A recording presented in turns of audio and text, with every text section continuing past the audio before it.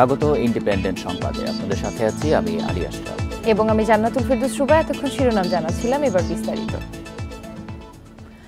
সংকটে বাংলাদেশের আকাশপথের কার্গো বাজার। বিদেশে পণ্য পাঠাতে ঢাকার বিমানবন্দর ব্যবহার না করে ভারতের বিমানবন্দর ব্যবহার বাড়ছে। অর্থ সাশ্রয় সহ বিভিন্ন কারণে বাংলাদেশি পণ্য ভারত দিয়ে রপ্তানি হচ্ছে। শুধু গত মার্চ পর্যন্ত বাংলাদেশের ৮,০০০ টন পণ্য ভারতের বিমানবন্দর হয়ে তৃতীয় কোনো দেশে পাঠানো হয়েছে। বিশেষজ্ঞরা বলছেন, এভাবে চললে কার্গো বাজার দিল্লির হাতে চলে যেতে পারে। গেল বছরের শেষ ৯ মাসে বাংলাদেশ থেকে রপ্তানিকারকরা সড়ক পথে ভারতের দিল্লি বিমানবন্দর হয়ে ৫,০০০ টন পণ্য নানান দেশে রপ্তানি করেছেন। এ বছরের শুরুতে প্রথম ৩ মাসেই হঠাৎ তা বেড়ে দাঁড়ায় ৮,০০০ টনে। চলতি জুনে সেই পণ্য পাঠানোর পরিমাণ ১২,০০০ টনের বেশি হতে পারে। সড়ক পথে ঢাকা থেকে দিল্লির ইন্দিরা গান্ধী আন্তর্জাতিক বিমানবন্দরের দূরত্ব প্রায় ২,০০০ কিলোমিটার। সেখান থেকে পাঠানো হয় তৃতীয় কোনো দেশে। নিজ দেশের পণ্য ২,০০০ কিলোমিটার দূরে নিয়ে ভারত থেকে কেন রপ্তানি করা হচ্ছে, এ প্রশ্ন অনেকের। ভাড়াটা কোনো কোনো ক্ষেত্রে ডাবলেরও বেশি হয়ে যায়। টোটাল হ্যান্ডলিং চার্জ যেটা, সেটা আমাদের পারিপার্শ্বিক যতগুলো এয়ারপোর্ট আছে অনেক বেশি। অভিযোগ আছে, শাহজালাল বিমানবন্দরে পণ্য চুরি, অযত্নে ফেলে রাখা হয় আমদানি রপ্তানির পণ্য। এ অবস্থায় কার্গোর ব্যবসায় কিছুটা হুমকিতে পড়েছে বাংলাদেশ। আমাদের দেশ থেকে কার্গো না পাঠিয়ে কার্গোগুলো পার্শ্ববর্তী দেশগুলো থেকে যাচ্ছে। হ্যাঁ, ঢাকা থেকে এটা দিল্লি বা বম্বে যাচ্ছে, সেখান থেকে আবার ট্রান্সশিফট হয়ে এই কার্গোগুলো পৃথিবীর অন্য অন্য দেশে যাচ্ছে। তো এই কার্গোগুলো আমাদের দেশ থেকে যে অন্য দেশে যাচ্ছে, এটা আমি মনে করি একটা উদ্বিগ্ন হওয়ার মতো ব্যাপার। বেসামরিক বিমান চলাচল কর্তৃপক্ষ বলছে, সমাধান করা হয়েছে কার্গো খাতের অনেক সমস্যার, আর সব ধরনের ফি আন্তর্জাতিক নিয়মের বাইরে নয় বলে দাবি বেবিচকের। আমার তো ফ্যাসিলিটিস আছে, আমি রেডি। আমি শুধু ঢাকায় না, আমরা কিন্তু ওই কোভিডের ইয়েতে লেসন পেয়ে আমরা কিন্তু সিলেটও রেডি করেছি, যাতে দরকার হলে ন্যাশনাল রিকোয়ারমেন্ট ওখান থেকে পাঠাবো।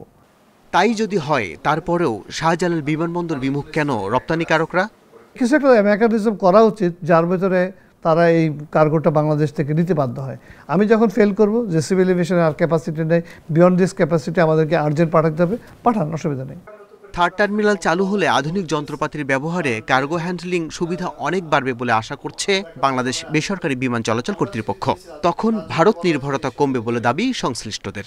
যারা পাঠাচ্ছেন তাদের এখান থেকে পাঠানো উচিত। আল আমিন হক অহন, ইন্ডিপেন্ডেন্ট নিউজ, ঢাকা।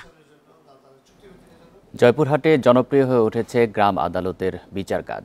মামলার বাদী, বিবাদী ও সাক্ষী একই এলাকার বাসিন্দা হয় দ্রুত নিষ্পত্তি ঘটে অনেক জটিল মামলার। এসব ক্ষেত্রে প্রায় শান্তিপূর্ণ সমাধান হয়ে সামাজিক সম্পর্কও হচ্ছে মজবুত। জয়পুরহাট জেলার ইউনিয়ন ও পৌরসভা মিলে ৩৭টি গ্রাম আদালত। জমি জমা সংক্রান্ত বিরোধ, পারিবারিক কলহ, ঋণ দেনা সহ নানা অভিযোগ নিয়ে বিচার পরিচালিত হয় গ্রাম আদালতে। মামলার বাদী, বিবাদী, সাক্ষী ছাড়াও জনপ্রতিনিধিরা প্রায় বিনা খরচে বিচার করে থাকেন বলে নিষ্পত্তি হয় কম সময়ের মধ্যে। এতে ন্যায় পেয়ে সন্তুষ্ট বিচার প্রার্থীরা।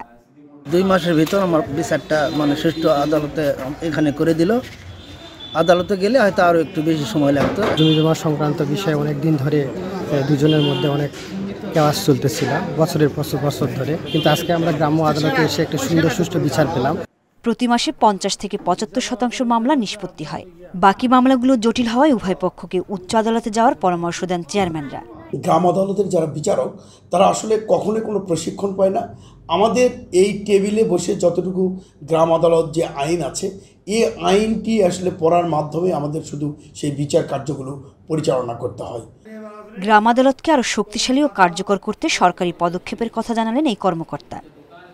চেয়ারম্যান বা যারা সদস্য রয়েছেন সম্মানিত, তারা যেভাবে করেন সেটা আসলে বাস্তবায়ন করার জন্য কিছু প্রশাসনিক ট্রেনিং দরকার হয়।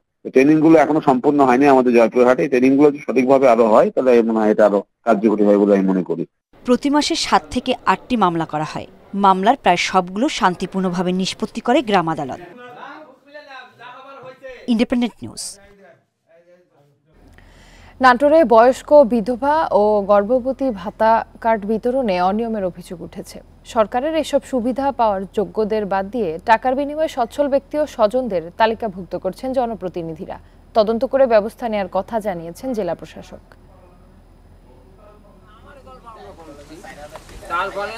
সামাজিক নিরাপত্তা কর্মসূচির অধীনে দরিদ্রদের জন্য বয়স্ক, বিধবা ও গর্ভবতী ভাতা দিয়ে আসছে সরকার। এসব কর্মসূচির সুবিধাভোগীদের তালিকাভুক্ত করার দায়িত্ব দেওয়া হয় ইউনিয়ন পরিষদ চেয়ারম্যান ও সদস্যদের। তবে এই তালিকায় যোগ্যদের জায়গা না হলেও স্বজনপ্রীতির কারণে সুবিধা পাচ্ছে সচ্ছল অনেকেই। এছাড়া অর্থের বিনিময়েও অনেককে তালিকাভুক্ত করার অভিযোগ রয়েছে ইউপি চেয়ারম্যান ও সদস্যদের বিরুদ্ধে। যারা বয়স কম তারা ভাতা পাচ্ছে, আর আমি মেম্বারের কাছে, চেয়ারম্যানের কাছে গেছি, ওরা কেউ আমাকে এরা করেনি।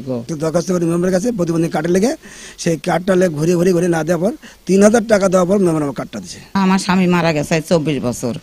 এ পর্যন্ত আমি চেয়ারম্যানের কাছে, মেম্বারের কাছে মেলা জায়গাত গেছি, আমার একটা কাট করার জন্য আমাকে কেউ কাট করে দেয় না। এসব অভিযোগ অসত্য উল্লেখ করে নিজেদের নির্দোষ দাবি করলেন অভিযুক্ত প্রতিনিধিরা।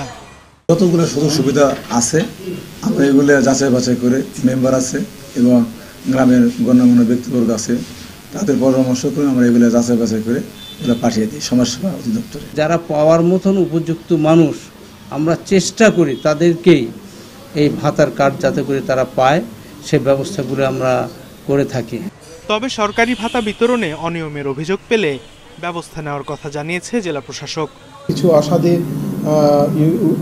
ইউনিয়ন পরিষদ সদস্যদের মাধ্যমে সিলেকশন যে প্রসেসটা, এটি ভুল সিলেক্টেড হয়ে যায়। এটি আমাদের নজরে আসলেই আমরা তাৎক্ষণিক ব্যবস্থা গ্রহণ করি। বয়স্ক, প্রতিবন্ধী ও হতদরিদ্রদের সঠিক তালিকা করে সরকারি এসব উদ্যোগ বাস্তবায়নের দাবি ভুক্তভোগীদের। Independent News. দুর্নীতির অভিযোগ ওঠায় দেশ ত্যাগ করতে পারেন এনবিআর সচিব কাজী আবু মাহমুদ ফয়সাল, এমন শঙ্কা দুদকের। তার বিদেশ যাত্রায় নিষেধাজ্ঞা দিতে আদালতে শিগগিরই আবেদন করবে সংস্থাটি। জাতীয় রাজস্ব বোর্ডের সচিবের বিরুদ্ধে প্রায় 1000 কোটি টাকার অবৈধ সম্পদ অর্জনের অভিযোগ খতিয়ে দেখছে দুদক।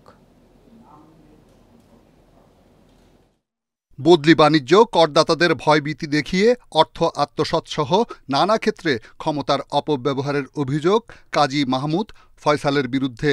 দীর্ঘদিন ধরে তার বিরুদ্ধে অবৈধ সম্পদ অর্জনের অভিযোগ অনুসন্ধান করছে দুদক।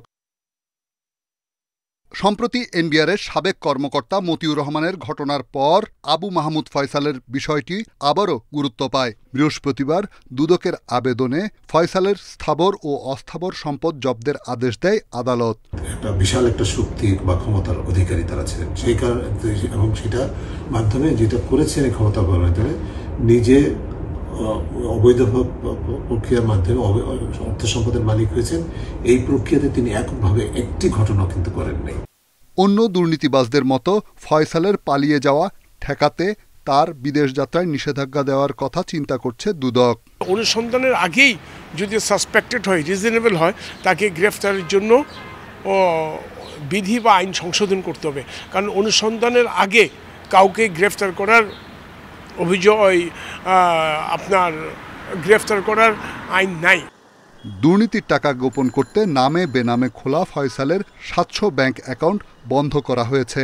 স্থাবর সম্পদ জব্দ করার প্রক্রিয়া চালাচ্ছে দুদক। রিশাদ হুদা, ইন্ডিপেন্ডেন্ট নিউজ, ঢাকা। প্রতিবেদনে যেমনটি জানিয়েছি, জনপ্রিয় হয়ে উঠেছে গ্রাম আদালতের বিচার কাজ। এ নিয়ে আরো জানাতে জয়পুরহাট ও লক্ষ্মীপুর থেকে যুক্ত হচ্ছেন আমাদের সহকর্মীরা। শুরুতেই জয়পুরহাট থেকে যোগ দেবেন সহকর্মী আবেদুল মোমেন মুনি। মুনি, জয়পুরহাটে গ্রাম আদালত এতটা জনপ্রিয় হওয়ার কারণ কি? কোন বিষয়গুলো আসলে বেশি ভূমিকা রাখছে?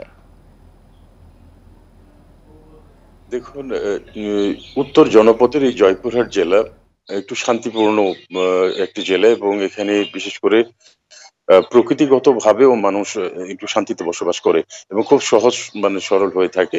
এই কারণে এখানকার বিশেষ করে ছোটখাটো যে সমস্ত বিরোধ আছে, যেমন পারিবারিক বিরোধ আছে, সামাজিক অশান্তি, তারপর সম্পত্তি নিয়ে পরিবারের মধ্যে, পার্শ্ব প্রতিবেশীদের মধ্যে অংশ বন্টন, এরপরে দাম্পত্য বিরোধ, এই সমস্ত এবং ছোটখাটো অর্থ লেনদেনের যে বিষয়টি আছে, মারামারির বিষয় ঘটনাগুলো ঘটে থাকে মাঝে মধ্যে, এগুলোর বিরোধ সাধারণত নিষ্পত্তি করে থাকে গ্রাম আদালত। এবং এগুলোর নিষ্পত্তি না হলে এই বড় ধরনের সামাজিক অপরাধ সংগঠিত হয় এবং বড় অপরাধগুলো সংগঠিত হয় এবং উচ্চ আদালতে যেতে হয়, এটা আপনি জানেন। তো এই এই মানে এই সমস্ত সমস্যা থেকে দূর করতে এই গ্রাম আদালতগুলো খুব ভালো ভূমিকা রাখছে। এবং এই বিষয়টি আপনি যেমনটি বলছিলেন যে এই গ্রাম আদালতের বিশেষ করে বাদী বিবাদী তারপর সাক্ষ্য প্রমাণ কিন্তু প্রতিবেশী, সুতরাং মিথ্যার কিন্তু এখানে অনুপ্রবেশ ঘটানো বড়ই মুশকিল। সুতরাং সাক্ষ্য প্রমাণ খুব দ্রুত এখানে প্রমাণিত হয় এবং ঘটনার বিশেষ করে রহস্য উন্মোচিত হয়। এগুলো কারণে কিন্তু মামলার দ্রুত নিষ্পত্তি করতে পারেন। এবং বিশেষ করে গ্রাম আদালতের যে এখানকার স্থানীয় জনপ্রতিনিধিরা চেয়ারম্যানরা রয়েছেন, এই চেয়ারম্যানরা কিন্তু মোটামুটি একটা সামাজিক একটা অবস্থান তারা তৈরি করে ফেলেছেন। এই কারণে তাদের প্রতি আস্থা এবং বিশ্বাস রয়েছে। এই সমস্ত কারণে এই গ্রাম আদালতের বিচারগুলো কিন্তু দ্রুত নিষ্পত্তি হয়। জানা গেছে যে এই গ্রাম আদালতে প্রায় ৭৫% মামলা তারা নিষ্পত্তি করে থাকেন। ৫% মামলা কোনো কারণেই তারা নিষ্পত্তি নথিজাত করেন এবং অবশিষ্ট ২০% মামলা তারা কিন্তু উচ্চ আদালতে যাওয়ার জন্য পরামর্শ দিয়ে থাকেন। তো গ্রাম আদালতের যে বিষয়গুলো রয়েছে, এই বিষয়গুলো সামাজিক সহ অবস্থান বিরাজ করে এবং যারা এখনই কিছুক্ষণ আগে যারা হয়তো শত্রু মনোভাবাপন্ন ছিল, সাথে সাথে বিচার কার্য সম্পূর্ণ হওয়ার পর দুইজনের মধ্যে কিন্তু একটা বন্ধন তৈরি করে দিয়ে থাকেন জনপ্রতিনিধিরা। তো এই গ্রাম আদালত যদি বিশেষ করে শক্তিশালী করতে, বিশেষ করে এখানকার যে বিচারক বিশেষ করে জনপ্রতিনিধিরা রয়েছেন, তারা একটি সীমাবদ্ধতার কথাও জানিয়েছেন।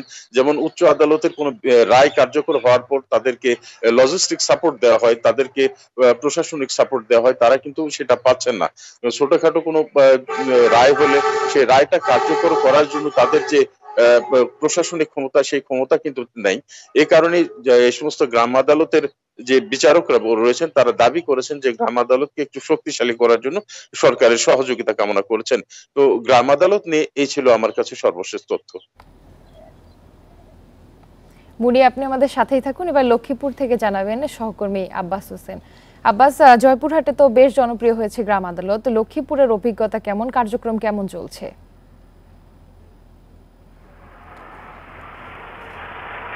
লক্ষ্মীপুরের যে 58টি ইউনিয়ন রয়েছে 5টি উপজেলায়, এই 58টি ইউনিয়নে যে আমরা দেখেছি যে গ্রাম আদালতগুলা, সেখানে কিন্তু সেবা নিতে এসে অনেকে কিন্তু বিড়ম্বনার মধ্যে পড়ছেন, আবার অনেকে সেবা পাচ্ছেন। বিশেষ করে বেশ কয়েকটি ইউনিয়ন কিন্তু যে ইউনিয়ন পরিষদ কার্যালয় না থাকার কারণে, যেমন দালাল বাজার, চর রুইতা, চর রমণী মোহন, এইসব ইউনিয়ন এবং তোরাবগঞ্জ ইউনিয়ন সহ বেশ কয়েকটি ইউনিয়ন পরিষদ কার্যালয় না থাকার কারণে কিন্তু মানুষ যে সেবা পাওয়ার জন্য ইউনিয়ন পরিষদে আসে, সেখানে এসেই কিন্তু মূলত যে জনপ্রতিনিধি রয়েছে তাদেরকে পাচ্ছেন না।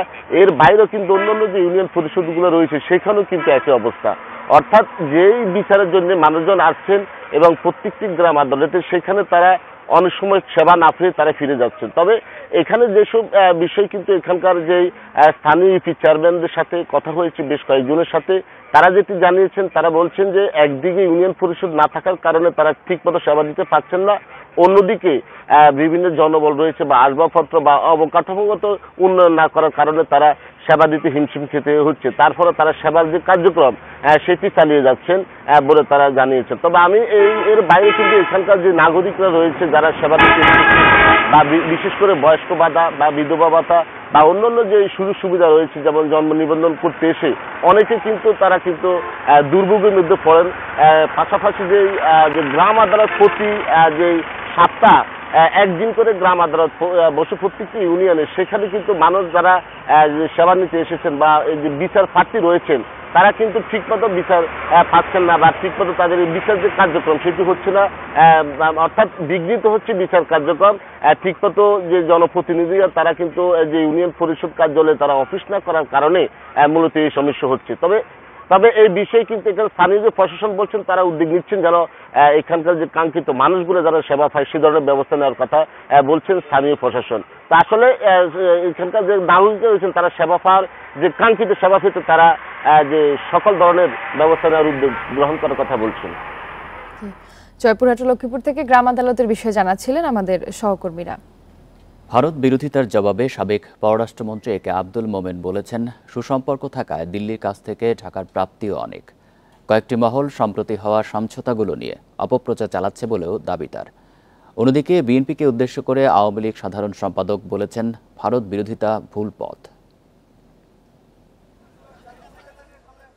প্রধানমন্ত্রীর দিল্লি সফরে ভারতের সঙ্গে রেল যোগাযোগ বাড়ানো সহ সমঝোতা স্মারক পাশ হয় 10টি।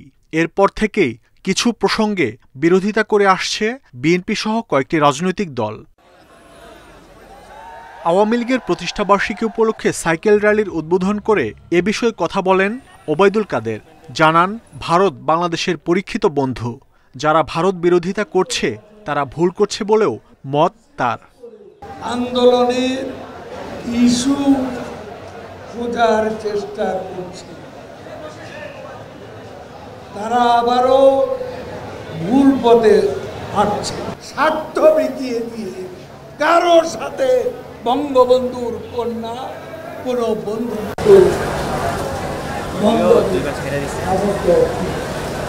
একই ইস্যুতে জাতীয় প্রেস ক্লাবে এক অনুষ্ঠানে এসে একে আব্দুল মোমেন জানান, ভারতের কাছ থেকে এরই মধ্যে বেশ কিছু সুবিধা আদায় করেছে বাংলাদেশ। তিস্তা সহ অমীমাংসিত ইস্যুর সমাধানও হবে শিগগিরই। আমাদের এই সুসম্পর্ক হওয়ায় আমরা আমাদের বর্ডার ডিমার্কেশন প্রবলেম রিজলভ করব। কঠিন জিনিস, পানি বন্টনের ভাগাভাগি আমরা করেছি, আমরা আমাদের সমুদ্র সীমা নির্ধারণ, এগুলো তো বড় অর্জন। হ্যাঁ, ভারতেরও অনেক অর্জন। তাদের ইস্টার্ন বর্ডার নিয়ে চিন্তা করতে হয় না, তাদের লক্ষ লক্ষ কোটি টাকা খরচ করতে হয় না। ভারতের সঙ্গে সই হওয়া সমঝোতা স্মারকগুলো নিয়ে নানা মহল অপপ্রচার চালাচ্ছে বলেও দাবি করেন আব্দুল মোমেন। তাদের দেশেরও মাহমুদ শরীফ, ইন্ডিপেন্ডেন্ট নিউজ, ঢাকা। দেশের স্বাধীনতা সার্বভৌমত্ব হুমকির মুখে রয়েছে বলে মন্তব্য করেছেন বিএনপি মহাসচিব মির্জা ফখরুল ইসলাম আলমগীর। বলেছেন, বাংলাদেশের অস্তিত্বই সংকটে পড়েছে। শুক্রবার বিকেলে রাজধানীর সেগুনবাগিচায় বিপ্লবী ওয়ার্কার্স পার্টির প্রতিষ্ঠাবার্ষিকী অনুষ্ঠানে এসব কথা বলেন তিনি। একটা জায়গায় এসে পৌঁছেছে যেখানে বাংলাদেশের রাষ্ট্রের অস্তিত্বই বিপন্ন হয়ে পড়েছে। আমরা এক মঞ্চে উঠতে না পারলেও আমরা কিন্তু যুগবদ্ধভাবে আন্দোলন চালিয়ে যাওয়ার আমরা সিদ্ধান্ত নিয়েছি। এই সিদ্ধান্তটাকে আমি মনে করি যে বাংলাদেশের রাজনৈতিক ইতিহাসের একটা যুগান্তকারী সিদ্ধান্ত। বাংলাদেশের সঙ্গে তিস্তা ও গঙ্গার পানি বন্টন নিয়ে পশ্চিমবঙ্গের মুখ্যমন্ত্রী মমতা বন্দ্যোপাধ্যায় অভিযোগ ভিত্তিহীন বলে দাবি করেছে ভারতের পররাষ্ট্র মন্ত্রণালয়। শুক্রবার সাপ্তাহিক ব্রিফিংয়ে মন্ত্রণালয়ের মুখপাত্র রণধীর জয়সওয়াল বলেন, সরকারি তথ্যের সঙ্গে মুখ্যমন্ত্রীর অভিযোগের কোনো মিল নেই। তিনি জানান, গঙ্গা চুক্তি নবায়ন নিয়ে পর্যালোচনা কমিটির গত 5 এপ্রিলের বৈঠকে তিস্তা থেকে কী পরিমাণ পানি প্রয়োজন তা জানিয়েছে পশ্চিমবঙ্গ সরকার। এ বিষয়ে প্রতিবেদনও দিয়েছে পর্যালোচনা কমিটি। বর্তমানে তা বিবেচনাধীন। সম্প্রতি বাংলাদেশের প্রধানমন্ত্রী শেখ হাসিনার দিল্লি সফরের সময় ভারতের প্রধানমন্ত্রী নরেন্দ্র মোদী ঘোষণা দেন, 2026 সালে গঙ্গার পানি বন্টন চুক্তি মেয়াদ উত্তীর্ণ হতে যাচ্ছে। তাই নতুন চুক্তির জন্য দুই দেশের কারিগরি বিশেষজ্ঞরা আলোচনা শুরু করবেন। এরপরই মমতা অভিযোগ করেন, পশ্চিমবঙ্গ সরকারকে অন্ধকারে রেখে পানি বিক্রি করতে চায় মোদী সরকার। বড় কোনো সংশোধনী ছাড়াই প্রস্তাবিত বাজেটের অর্থ বিল আজ পাশ হতে যাচ্ছে। রোববার পাশ হবে 2024-25 অর্থ বছরের বাজেট। এই বাজেট পাশের মধ্য দিয়ে শুরু হবে নতুন সরকারের নতুন অর্থ বছর। সোমবার নতুন অর্থ বছরের প্রথম দিন কার্যকর হবে। গত 6 জুন অর্থমন্ত্রী আবুল হাসান মাহমুদ আলী 2024-25 অর্থ বছরের বাজেট প্রস্তাব করেন। সেখান থেকে দু একটি বিষয় ছাড়া তেমন কোনো বড় সংশোধনীর সম্ভাবনা নেই বলে জানা গেছে। এতে আয়কর ও কাস্টমস সংক্রান্ত সামান্য কিছু পরিবর্তন আসছে। বিশেষ করে দেশি বিদেশি উদ্যোক্তাদের চাপে বেসরকারি অর্থনৈতিক অঞ্চলের কর অবকাশ প্রত্যাহারের সিদ্ধান্ত থেকে সরে এসেছে জাতীয় রাজস্ব বোর্ড। এছাড়া সংসদ সদস্যদের শুল্কমুক্ত গাড়ি আমদানির সুবিধা বহালই থাকছে।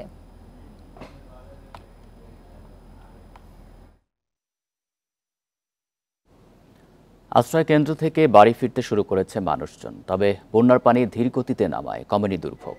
কিছু সড়কের ওপর থেকে পানি কমায় ঝুঁকি নিয়ে চলছে যান চলাচল।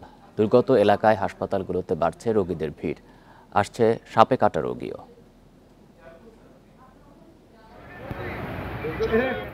উজান থেকে নেমে আসা পাহাড়ি ঢল ও বৃষ্টি কমে আসায় সিলেটে বন্যা পরিস্থিতির উন্নতি হয়েছে। সব উপজেলা থেকেই নামছে পানি। আশ্রয়কেন্দ্রে থাকা মানুষজন নিজ নিজ বসতবাড়িতে ফিরতে শুরু করেছেন। পানি কমলেও ঘরের মূল্যবান আসবাবপত্র এবং অন্যান্য সামগ্রী বন্যার পানিতে নষ্ট হয়েছে।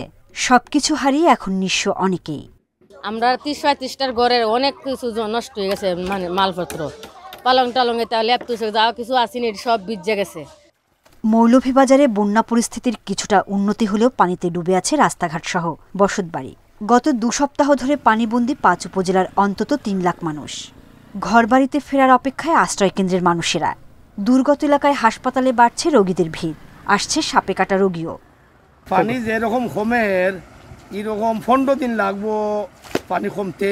রোগ বালাই দেখা দিছে, অনেক বালা মানে দেখা দিছে। মানুষের বাচ্চা কাচ্চার এই যে অসুখ বিসুখ অত্যন্ত মেডিকেলে যাইতে আছে আইতে আছে, কেউ নৌকা যাইতে আর কেউ যাইতে পারে না। কিছু রোগের প্রাদুর্ভাব হচ্ছে এখন, এর মধ্যে রয়েছে ডায়রিয়া, চর্মরোগ, মাঝে মাঝে আমরা সাপে কাটা রোগীও পাচ্ছি। আমরা ইনডোরে, আউটডোরে এবং ইমার্জেন্সিতে ৩ বিভাগে সমন্বিত প্রচেষ্টায় চিকিৎসা সেবা চালিয়ে যাচ্ছি। আমাদের ইমার্জেন্সি টিম গঠন করা হয়েছে প্রত্যেক ইউনিয়নে। যে কোনো জায়গায় যদি আমাদের জরুরি সমস্যা তৈরি হয় আমাদের টিম সেখানে যাবে। এদিকে হাওড়া অঞ্চলে এখনো সড়ক যোগাযোগ বিচ্ছিন্ন থাকায় দুর্ভোগে পড়েছেন রোগীরা। সোহেলি জাহান, ইন্ডিপেন্ডেন্ট নিউজ।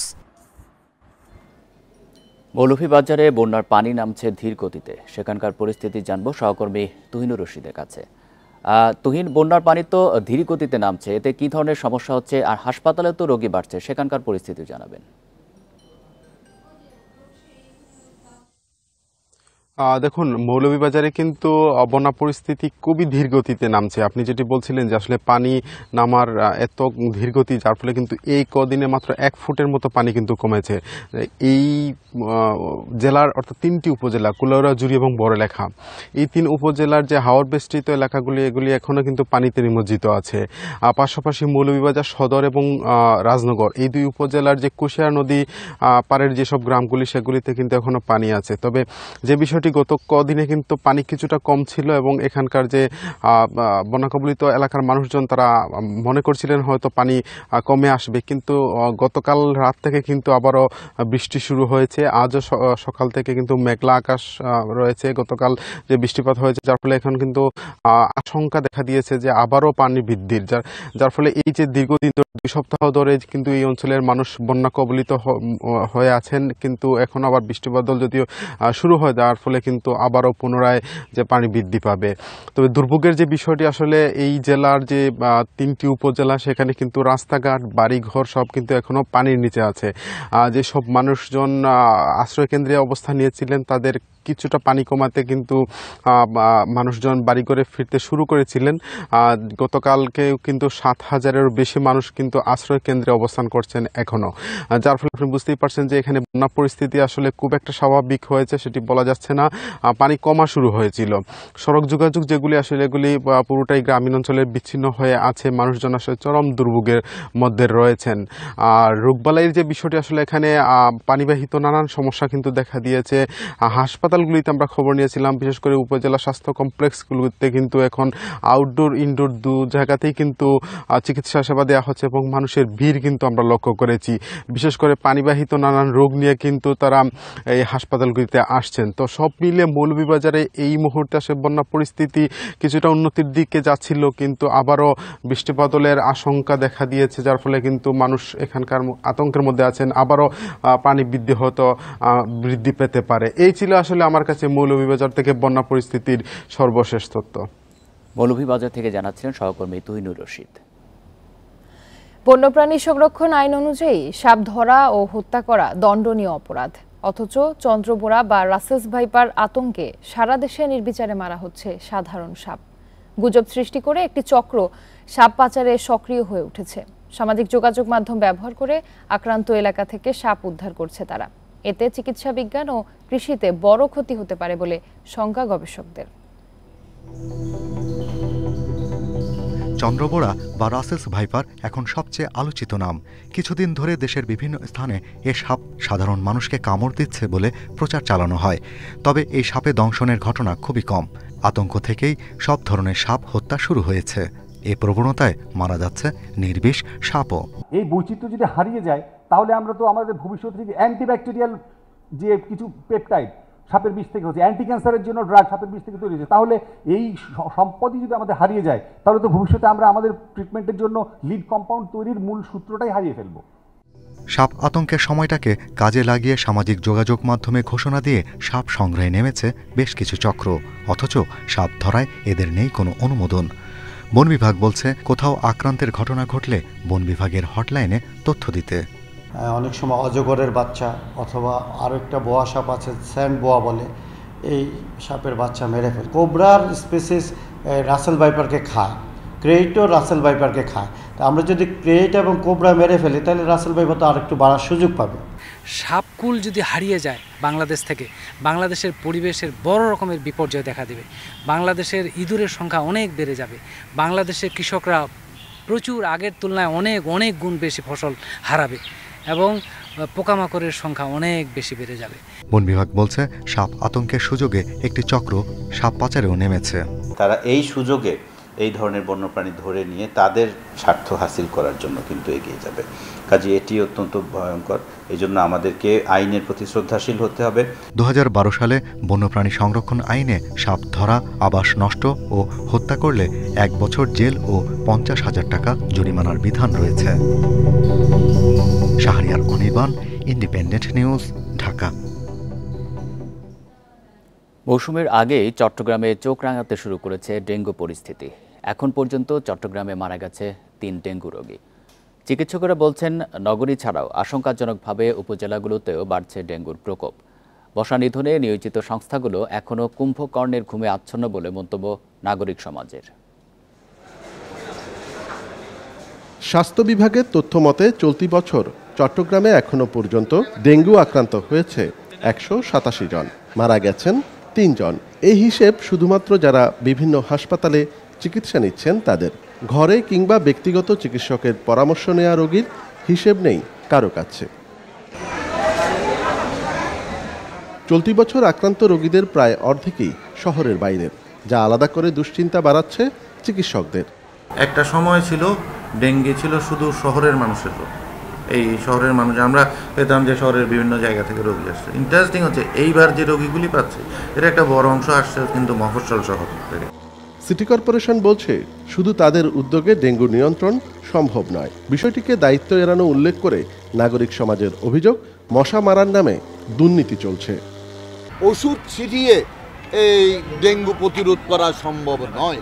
জনগণের সচেতনতা ছাড়া ডেঙ্গুকে কন্ট্রোলে আনা খুবই দুঃসাধ্য।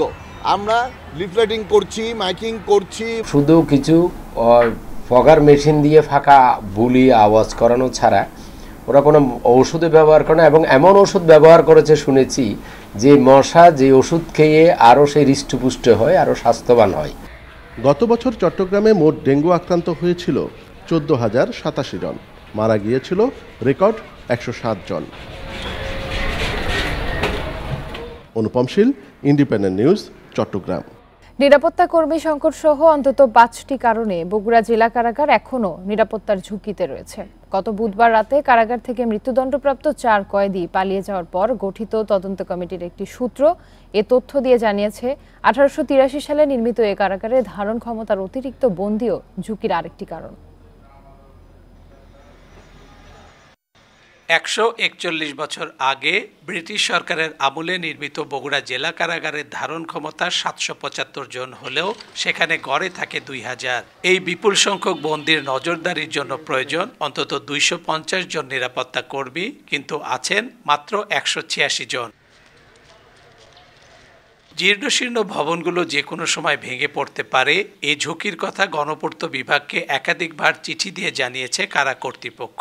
এছাড়া জনবহুল এলাকায় কারাগারের অবস্থান এবং পাশের রাস্তাগুলো দিয়ে অবাধ চলাচলও নিরাপত্তার জন্য হুমকি মনে করছেন কর্মকর্তারা। এই অবস্থায় পুরো কারাগারে স্থানান্তরের প্রয়োজনীয়তা দেখছে প্রশাসন। কারা কর্তৃপক্ষের অন্য কোথাও গাফিলতি আছে কিনা বা কারো দায় আছে কিনা এই বিষয়টা আমরা দেখার জন্য বলেছি। পাশাপাশি ওই দিনের পর থেকে আমরা 2টা চৌকি অতিরিক্ত বৃদ্ধি করেছি। মেন গেটে একটা চৌকি ছিল, সেখানেও আমরা একটা চৌকি দেওয়ার জন্য বলেছি। কারা কর্তৃপক্ষ জানিয়েছে 2 বছর আগে 2 জঙ্গি সেল ভেঙে পালানোর পরিকল্পনা করলেও তা ফাঁস হয়ে যাওয়ায় সে চেষ্টা ব্যর্থ হয়।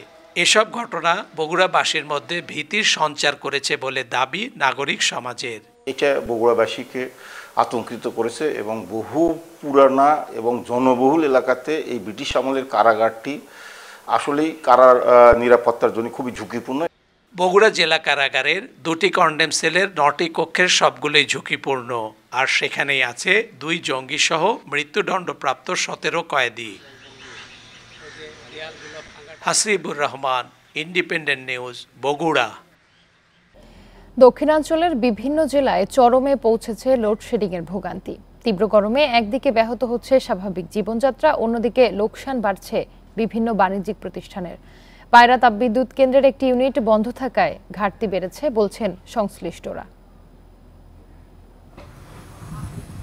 ঝালকাঠিতে প্রায় 1 সপ্তাহ ধরে বেড়েছে লোডশেডিং। জেলা শহর রাজাপুর, কাঠালিয়া ও নলছিটিতে দিনে 7 থেকে 8 ঘন্টার বেশি বিদ্যুৎ থাকছে না।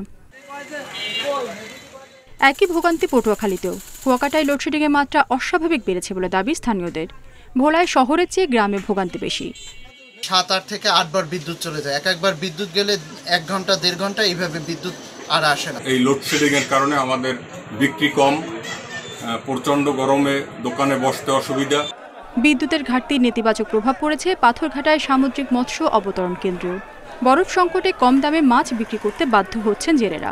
বর্তমানে আপনার 24 ঘন্টার ভিতরে সর্বোচ্চ 6 ঘন্টা বিদ্যুৎ পাওয়া যায় বর্তমানে। তো আমাদের সলিড বরফ বানাইতে, একাজ বরফ বানাইতে সর্বনিম্ন 18 ঘন্টা বিদ্যুৎ লাগে। আমাকে একটা মোটরের দাম 3 লাখ একটা মোটর। ওই যে আমরা হঠাৎ করে ভোল্টেজের কারণে ধাম করে বন্ধ হয়ে যায়। ওই কারণে আপনার মেশিনের সমস্যা হয়, মোটরের সমস্যা হয়। পাথরঘাটা পিক আওয়ারের ডিমান্ড 11.5 মেগাওয়াট, আমি পিক আওয়ারে পাচ্ছি 5 মেগাওয়াট, মানে অর্ধেকের কম।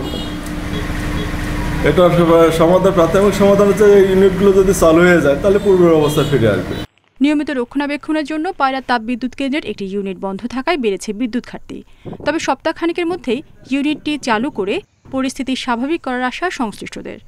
প্রত্যেকটা ইকুইপমেন্টের তো আপনার শিডিউল মেইনটেন্স লাগে সবসময়। 2টা ইউনিট যেখানে চলতে খোলা সেখানে 1টা ইউনিট চলতো, তো এখন 2টা ইউনিট চলে আসবে আপনার 4 তারিখের ভিতরে, মানে আরেকটা ইউনিট চলে আসবে 4 তারিখে।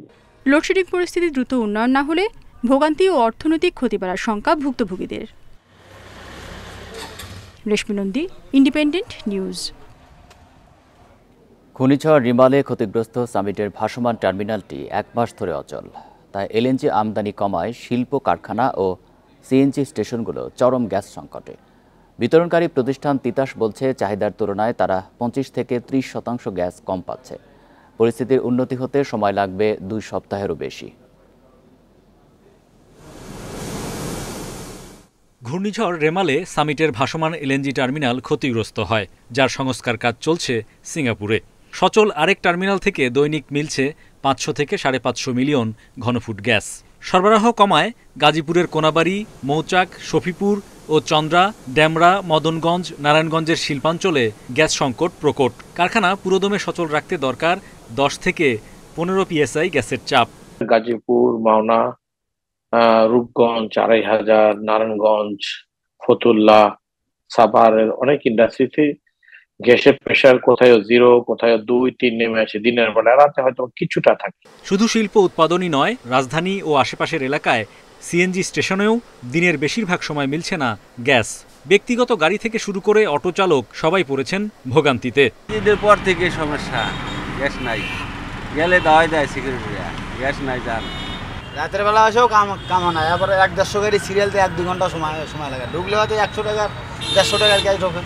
সকালবেলা হইলেই গ্যাস চলে যায়, সকাল হলে, এছাড়া সারাদিনে গ্যাস আসার কোনো সম্ভাবনা নেই।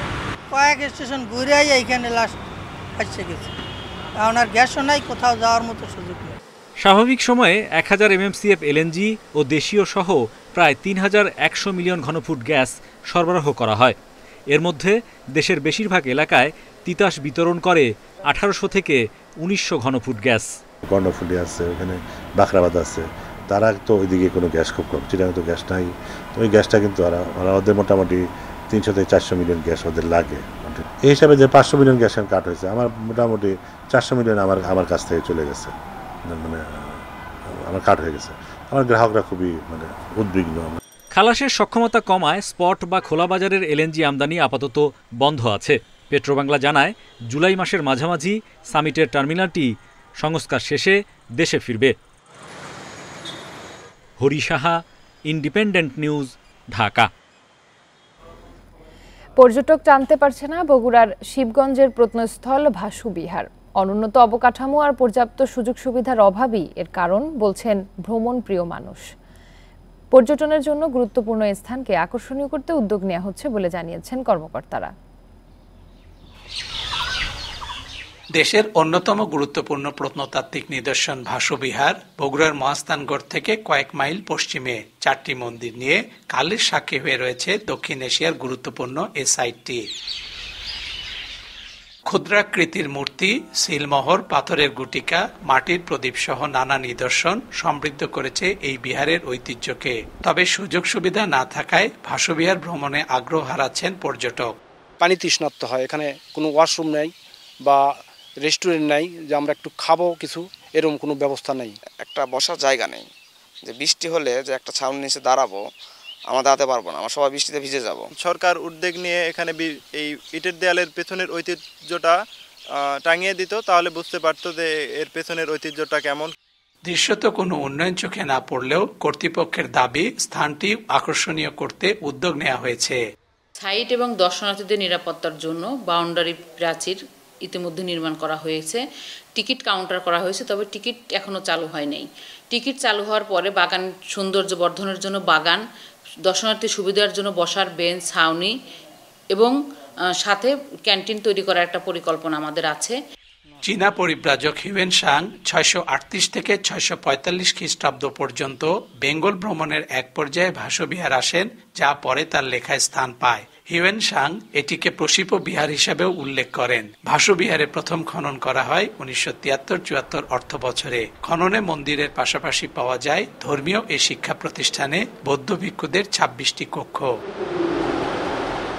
Hasibur Rahman, independent news, Bhasu Bihar, Bogura. এই ছিল এখনকার সংবাদে। ইন্ডিপেন্ডেন্ট টেলিভিশনের সব খবর বিস্তারিত জানতে চোখ রাখুন ফেসবুক, ইউটিউব ও এক্সে। এতক্ষণ সাথে থাকার জন্য সবাইকে ধন্যবাদ।